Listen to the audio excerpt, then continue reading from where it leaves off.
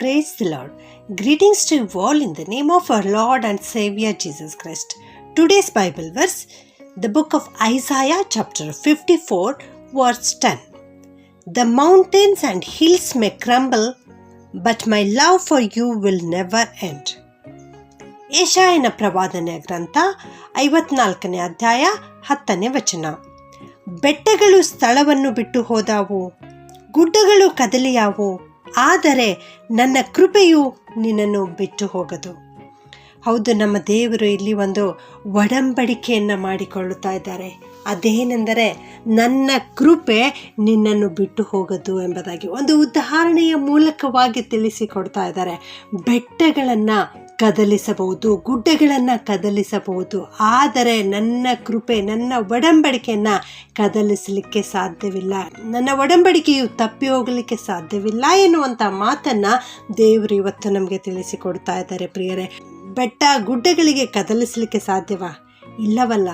ಆದರೂ ದೇವರು ಆ ಉದಾಹರಣೆಯ ಮೂಲಕವಾಗಿ ಹೇಳ್ತಾ ಇದ್ದಾರೆ, ನಮ್ಮ ಕಣ್ಣೆದುರಿಗಿರೋ ಬೆಟ್ಟ ಗುಡ್ಡವನ್ನು ಹೋಗಲಾಡಿಸ್ಲಿಕ್ಕೆ ಸಾಧ್ಯವಿಲ್ಲ ಅಂದ ಮೇಲೆ ನಮ್ಮ ದೇವರು ಆ ಉದಾಹರಣೆಯ ಮೂಲಕವಾಗಿ ನಮಗೆ ತಿಳಿಸ್ತಾ ಇದ್ದಾರೆ, ನನ್ನ ಕೃಪೆ ನಿಮ್ಮನ್ನು ಬಿಟ್ಟು ಹೋಗದು, ನಾನು ನಿಮ್ಮೊಂದಿಗೆ ಶಾಶ್ವತವಾದ ಕೃಪೆಯನ್ನು ಇರಿಸುವೆನು ಎನ್ನುವ ಮಾತನ್ನು ದೇವರು ಇವತ್ತು ನಮಗೆ ತಿಳಿಸಿಕೊಡ್ತಾ ಇದ್ದಾರೆ. ಪ್ರಿಯರೇ, ಮೊಟ್ಟ ಮೊದಲನೇದಾಗಿ ದೇವರು ನೋಹನೊಟ್ಟಿಗೆ ಒಡಂಬಡಿಕೆಯನ್ನು ಮಾಡಿಕೊಂಡರು.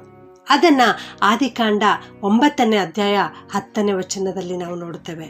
ನಾನು ಈ ಕಾಮನ ಬಿಲ್ಲನ್ನು, ಈ ಮಳೆ ಬಿಲ್ಲನ್ನು ಕಂಡಾಗಲೆಲ್ಲ ಮಾನವರನ್ನು ಜ್ಞಾಪಿಸಿಕೊಳ್ಳುತ್ತೇನೆ. ಇನ್ನು ಮುಂದೆ ಜಲಪ್ರಳಯದ ಮೂಲಕವಾಗಿ ಮನುಷ್ಯರನ್ನು ನಾಶ ಮಾಡುವುದಿಲ್ಲ ಎನ್ನುವಂಥ ಪ್ರತಿಜ್ಞೆ ದೇವರಲ್ಲಿ ಮಾಡ್ತಾ ಇದ್ದಾರೆ. ಹೌದು, ನಮ್ಮ ಕರ್ತನು ಒಡಂಬಡಿಕೆಯನ್ನು ಕಾಯ್ದುಕೊಳ್ಳುವಂತಹ ಸತ್ಯವಂತ ದೇವರಾಗಿದ್ದಾರೆ. ನಮ್ಮ ದೇವರು ನಮಗೆ ತನ್ನ ಕೃಪೆಯನ್ನು, ತನ್ನ ವಾಗ್ದಾನವನ್ನು, ತನ್ನ ಒಡಂಬಡಿಕೆಯನ್ನು ಮಾಡಿ ಅವುಗಳನ್ನು ಕಾಪಾಡಿಕೊಂಡು ಬರ್ತಾ ಇದ್ದಾರೆ. ಪ್ರಿಯರೇ, ಈ ಮುಗಿಲು ಬಿಲ್ಲು ಭೂಮಿಯಲ್ಲಿ ಮಾತ್ರವಲ್ಲ, ಪರಲೋಕದಲ್ಲಿಯೂ ಇದೆ ಎನ್ನುವಂತಹ ಮಾತನ್ನು ಅಪೊಸ್ತಲನಾದ ಯೋಹಾನನು ಬರೆಯುತ್ತಾನೆ. ಇದನ್ನು ನಾವು ಪ್ರಕಟಣೆ 4ನೇ ಅಧ್ಯಾಯ 2 ಮತ್ತು 3ನೇ ವಚನದಲ್ಲಿ ನಾವು ನೋಡ್ತೇವೆ. ಅಪೊಸ್ತಲನಾದ ಯೋಹಾನನು ಒಂದು ದರ್ಶನವನ್ನು ಕಾಣುತ್ತಾನೆ. ಅವನು ಪತ್ಮೋಸ್ ದ್ವೀಪದಲ್ಲಿದ್ದಾನೆ. ಆ ದರ್ಶನದಲ್ಲಿ ಅವನು ಈ ರೀತಿ ವಿವರಣೆ ಕೊಡ್ತಾ ಇದ್ದಾನೆ.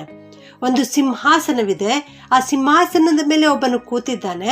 ಆ ಕೂತಿದ್ದವನು ಕಣ್ಣಿಗೆ ಸೂರ್ಯಕಾಂತ, ಪದ್ಮರಾಗ, ಮಣಿಗಳಂತೆ ಕಾಣಿಸ್ತಾ ಇದ್ದಾನೆ ಎಂಬುದಾಗಿ ಹೇಳ್ತಾ ಇದ್ದಾನೆ. ಮತ್ತು ಆ ಸಿಂಹಾಸನದ ಸುತ್ತಲೂ ಪಚ್ಚೆಯಂತೆ ತೋರುತ್ತಿದ್ದ ಮುಗಿಲು ಬಿಲ್ಲು ಇತ್ತು ಎಂಬುದಾಗಿ. ಅಂದು ದೇವರು ನೋಹನೊಂದಿಗೆ ಒಡಂಬಡಿಕೆಯನ್ನು ಮಾಡಿಕೊಂಡಿದ್ದಾರೆ. ಈಗ ದೇವರು ತನ್ನ ಮಗನಾದ ಯೇಸು ಕ್ರಿಸ್ತನ ಮೂಲಕವಾಗಿ ನಮ್ಮೊಂದಿಗೆ ಒಡಂಬಡಿಕೆಯನ್ನು ಮಾಡಿಕೊಳ್ತಾ ಇದ್ದಾರೆ. ಆತನೇ ಲೋಕದ ಪಾಪಗಳನ್ನು, ಲೋಕದ ಅಕ್ರಮಗಳನ್ನು, ಅದರಿಂದ ಬರ್ತಕ್ಕಂಥ ನ್ಯಾಯ ತೀರ್ಪನ್ನು ಹೊತ್ತು ತೀರಿಸಿರುವಂತಹ ದೇವರ ಕುರಿಮರಿಯಾಗಿದ್ದಾನೆ. ಆತನು ನಮ್ಮೊಟ್ಟಿಗೆ ಒಡಂಬಡಿಕೆ ಮಾಡಿಕೊಳ್ತಾ ಇದ್ದಾನೆ.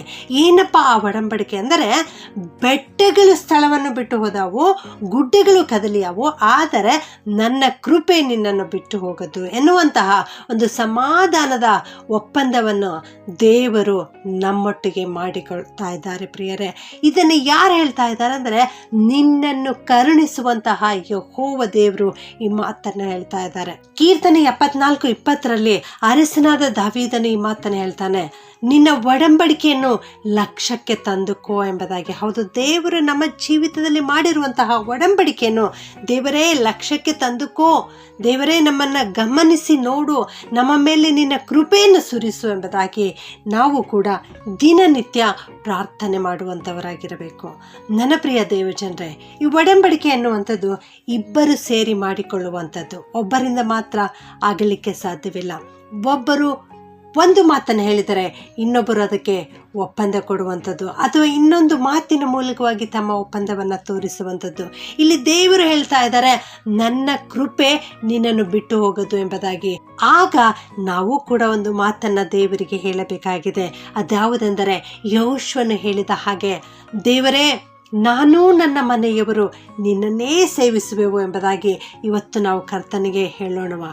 ಕರ್ತನೊಟ್ಟಿಗೆ ಒಡಂಬಡಿಕೆ ಮಾಡಿಕೊಳ್ಳೋಣವಾ? ಕರ್ತನನ್ನು ಬಿಟ್ಟು ನಾವು ಎಲ್ಲೂ ಹೋಗುವುದು ಬೇಡ. ಕರ್ತನನ್ನೇ ಅಂಟಿಕೊಂಡು ಜೀವಿಸೋಣ. ಯಾವಾಗಲೂ ಕ್ರಿಸ್ತನನ್ನು ಸೇವಿಸುವಂಥವರಾಗಿರೋಣ. ಆಗ ದೇವರು ತನ್ನ ಕೃಪೆ ನಮ್ಮ ಸುತ್ತಲೂ ಆವರಿಸುವಂತೆ ಮಾಡುತ್ತಾರೆ. ಪ್ರಾರ್ಥನೆ ಮಾಡಿಕೊಳ್ಳೋಣ. ಪ್ರೀತಿಯ ಪರಲೋಕದ ತಂದೆಯಾದ ದೇವರೇ, ನಿಮಗೆ ಸ್ತೋತ್ರ ಉಂಟಾಗಲಿ ಕರ್ತನೆ. ನೀವು ಮಾನವರೊಟ್ಟಿಗೆ ಮಾಡಿಕೊಂಡಿರ್ತಕ್ಕಂಥ ಒಡಂಬಡಿಕೆಯನ್ನು ಇವತ್ತು ನಮಗೆ ತೋರಿಸಿಕೊಟ್ಟಿದ್ದೀರಿ ದೇವ. ನಿಮ್ಮನ್ನು ಕೊಂಡಾಡ್ತೇವೆ ಸ್ವಾಮಿ. ನಿನ್ನ ಕೃಪೆ ನಮ್ಮನ್ನು ಬಿಟ್ಟು ಹೋಗದು ಎನ್ನುವಂಥ ವಾಕ್ಯವನ್ನು ಇವತ್ತು ತೋರಿಸಿದ್ದೀರಿ ತಂದೆಯೇ. ಅದಕ್ಕಾಗಿ ನಿಮಗೆ ವಂದಿಸ್ತೇವೆ ದೇವ. ಅಪ್ಪ, ನೀನು ಕೃಪಾಭರಿತನಾದ ದೇವರು, ನೀನು ಕರುಣಾಮಯಿಯಾದ ದೇವರಪ್ಪ, ನೀನು ದಯಾಮಯಿಯಾದ ದೇವರಪ್ಪ. ಅದಕ್ಕಾಗಿ ನಿನ್ನನ್ನು ಕೊಂಡಾಡ್ತೇವೆ ಸ್ವಾಮಿ. ನೀನು ನಮ್ಮೆಲ್ಲರನ್ನ ಕರುಣಿಸುತ್ತಾ ಬರ್ತಾ ಇದ್ದೀರಿ ದೇವ. ಅದಕ್ಕಾಗಿ ಸ್ತೋತ್ರ ಸ್ವಾಮಿ. ನೀವು ನಮ್ಮ ಜೀವಿತದಲ್ಲಿ ಮಾಡಿರುವಂತಹ ಒಂದೊಂದು ಉಪಕಾರಗಳನ್ನು ನೆನೆಸಿ ನಿಮ್ಮನ್ನು ಕೊಂಡಾಡುತ್ತೇವೆ ಕರ್ತನೆ. ಇಂದು ಈ ವಾಕ್ಯ ಕೇಳಿಸಿಕೊಳ್ಳುತ್ತಿರುವ ಪ್ರತಿಯೊಬ್ಬೊಬ್ಬರನ್ನು ಆಶೀರ್ವಾದ ಮಾಡು ಕರ್ತನೆ.